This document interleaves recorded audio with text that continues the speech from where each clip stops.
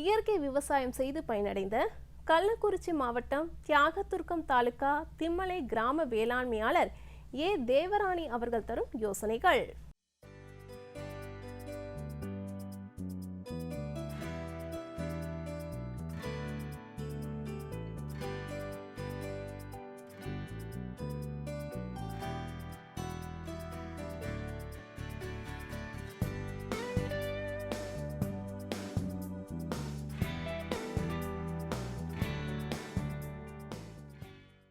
நாங்கள் திம்மலைக்கும் பக்கத்தில் மேல்விழின்ற இடத்துல கடந்த 13 வருஷமாக நேச்சுரல் ஃபார்மிங் பண்ணிட்டு வரோம்.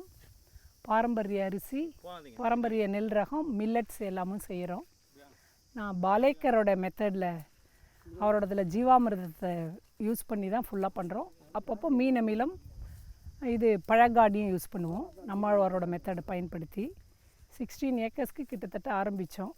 அப்புறம் கொஞ்சம் ப்ராக்டிக்கல் டிஃபிகல்ட்டிஸால் செய்ய முடியாமல் ஒரு 10 ஏக்கர்ஸ்க்கு இப்போ செய்துட்ருக்கோம். நாம் எப்பொழுதுமே பாரம்பரிய அரிசியான மாப்பிள்ளை சம்பா, கருப்பு கவுனி, சீரக சம்பா இதெல்லாம் பண்ணணும். மில்லட்ஸும் கொஞ்சம் வரகு, சாமை, தென்னையும் செய்தோம். கலந்த தானியமெல்லாம் பயிர் பண்ணி ஓட்டி தான் பண்ணுறோம். இந்த பூ பயிர் வருதா பூமிக்குன்னு பார்க்குறதுக்காக சம்பங்கி, மஞ்சள் எல்லாமும் பார்த்தோம். நம்மளது மஞ்சள் எல்லாம் பயிர் பண்ணினப்போ நம்மளோட குர்குமின் ரேட்டும் 5 something லெவலுக்கு வந்தது. பூமியும் 13 இயர்ஸில் நல்லா பண்பட்டுடுச்சு. இப்போ நம்ம மண் மாதிரி ப்ளஸ் வாட்டர் டிடிஎஸ் ரெண்டுமே எடுத்து பார்த்தோம். எந்த லெவல் நம்மளோட பூமி வளமாக இருக்குதுன்னு பார்க்குறதுக்காக நல்லாவே இருந்தது தான். மேலும் இதவே தொடரலான்னு சொல்லிட்டு தான் இருந்துகிட்ருக்கோம். எங்களுக்கு ஆர்வம் இருந்தும் பயிர் செய்கிறத குறையிறதுக்கு காரணம் ஆள் பற்றாக்குறை தான். ஒரே ஒரு நாட்டு மாடு போதுன்னு சொல்லுவார் பாலேக்கர் 30 ஏக்கர்ஸ்க்கு. உண்மையாகவே அதை நான் ப்ராக்டிக்கலாகவே பார்த்துருக்கேன். நாட்டு மாடு தான் உண்மையாகவே விவசாயத்துக்கு சால சிறந்தது. இப்போ நம்ம அதை வச்சு தான் செய்கிறோம்.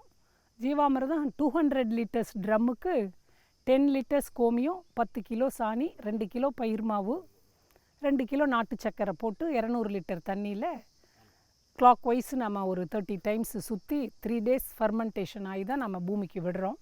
அது மட்டுமே போதுமானதுன்றது தான் என்னோடய எண்ணம். ஆனால் கொஞ்சம் பூமியை இன்னும் ஃபெர்டைல் பண்ணணுன்னா மீன் அமிலம் போடலாம். மீன் அமிலம் எவ்வளோ தூரம் மீன் வேஸ்ட்டு எத்தனை கிலோ போடுறோமோ அத்தனை கிலோ நம்ம நாட்டு சர்க்கரையும் பயன்படுத்தி அதையும் 21 days ஃபர்மெண்டேஷன் ஆன பிறகு நேரடி பாசனத்துலேயும் பண்ணலாம், தெளிப்பாகவும் பயன்படுத்தலாம். ஈயம் பழங்காடியும் பயன்படுத்துகிறோம். பரங்கிப்பழம், வாழைப்பழம், பப்பாளி, நாட்டு சக்கரை 3 சம ரேஷியோ எடுத்து கொஞ்சம் வாட்டர் ஆட் பண்ணி 21 days ஃபர்மெண்டேஷன் ஆகி அது நம்ம தெளிப்புக்கு பயன்படுத்துவோம். எல்லா பூக்களுக்கெல்லாம் நம்ம பயன்படுத்தணும். சம்பங்கி எல்லாத்துக்கும் ரொம்ப நல்லா இருந்தது. திரட்சியாக பூவெல்லாம் மஞ்சளுமே ரொம்ப நல்லாவே இருந்தது. அதான் அதனோட குர்குமின் ரேட்டை நாங்கள் டெஸ்ட் பண்ணி பார்க்குறப்போ 5.6 something லெவலுக்கே வந்திருந்தது. ரொம்ப செழிப்பாகவே இருந்தது. இந்த இப்போ உள்ள ஒரு 70s 80s அந்த ஓல்டு பீப்புள்ஸ் எல்லாம் போனால் அடுத்து வேலை செய்யவே ரொம்ப சிரமந்தான். இப்போ நான்லாம் படிச்சுட்டு வேலைக்கு வந்ததுனால என்னால் ஃபிசிக்கலி என்னால் செய்ய முடியல. மென்டலி எல்லாம் செய்கிறேன், எல்லா ஐடியாஸ் தரேன். ஃபிசிக்கலாக I am not able to do this. KVK எங்கள் சைடில் கொஞ்சம் நல்ல முறையில் எங்களுக்கு ஹெல்ப்ஃபுல்லாக தான் இருக்கிறாங்க. ஐடியாஸ் எல்லாம் நல்லா தராங்க. நம்ம ஈயம் தெளிப்பு அப்படின்னு சொல்லி பார்த்தோம்னா 13 லிட்டர்ஸ் ஸ்ப்ரேயருக்கு 500 ml ஈயம் எடுத்து மீதி வாட்டர் ஆட் பண்ணி தான் நம்ம தெளிக்கிறோம். எல்லா பயிருக்குமே மேல் தெளிப்பு ஒரு குறிப்பிட்ட காலத்தில் கொடுப்போம். நல்லாவே இருக்குது. புளிச்சமோர் கரைசல் நெல்லுக்கு தெளிப்போம். அதுவுமே அந்த பூ பூக்கிற நேரமும் அந்த இது பூ முடிஞ்சு பால் பிடிக்கிற நேரத்துலையும் கொடுப்போம் புளிச்சமோர் கரைசல். அதுவுமே ஒரு 7 நாள் நல்லா மோரை புளிக்க வச்சு 13 லிட்டர்ஸ் ஸ்ப்ரேயருக்கு 1/2 லிட்டர் மோர் விட்டு தான் தெளிக்கிறோம். அதுவும் நல்லாவே இருக்குது. ஒன்ஸ் ஒவ்வொரு வயலுக்காக ஜீவாமிர்தம் நம்ம கொடுத்துக்கிட்டே தான் இருப்போம்.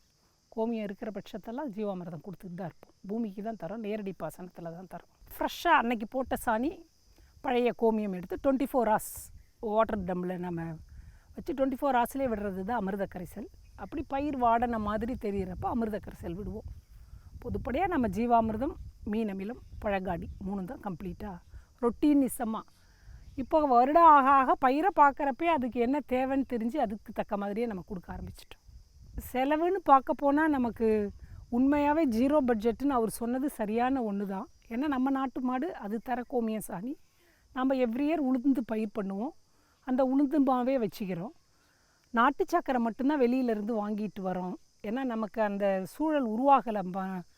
கரும்பெல்லாம் பயிர் பண்ணணும், ஆள் அடித்து பண்ணுற லெவலுக்கு சூட்டு ஆகாததுனால நாட்டு சக்கரை மட்டும் கிலோ 50 ரூபான்னு சொல்லி வாங்கிட்டு வந்து அது மட்டும் பயிர் பண்ணுறோம். அது மட்டும் பயன்படுத்துகிறோம் ஜீவாமிர்தத்துக்கு.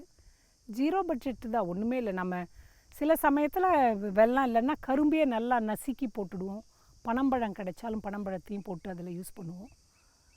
செலவினங்கள் எங்களை பொறுத்த வரைக்கும் லேபர்ஸ்க்கு தர்றது தான் அதிகமே ஒழிய இதில் களை கட்டுப்பாடு ரொம்ப அதிகம். ஜீவாமிர்தம் தரப்போல்லாம் களை அதிகமாகுது. களை கட்டுப்பாடுக்காக தான் நம்ம லேடிஸை எதிர்பார்த்துட்ருக்குறோம். அதுதான் களை தான். மற்ற இன்ஆர்கானிக்காக பண்ணுறவங்க 1 or 2 டைம்ஸ் களை எடுத்தாங்கன்னா நம்ம 2 or 3 டைம்ஸ் கூடுதலாக தான் ஆகுது. களை கட்டுப்பாடு கொஞ்சம் சிரமமாக தான் இருக்குது. அது மெயின்டைன் பண்ணிக்கிறோம். நம்ம ப்ரஷ் கட்டர் வச்சு நாங்கள் அடிச்சுக்கிறோம். அதை சரிப்படுத்துறதுக்கு நாங்களாகவே ப்ரஷ் கட்டர் பயன்படுத்திக்கிறோம். மேலும் விவரங்கள் பெற வேளாண்மையாளர் ஏ தேவராணி அவர்களை 09940892699 என்ற கைபேசி எண்ணில் தொடர்பு கொள்ளலாம்.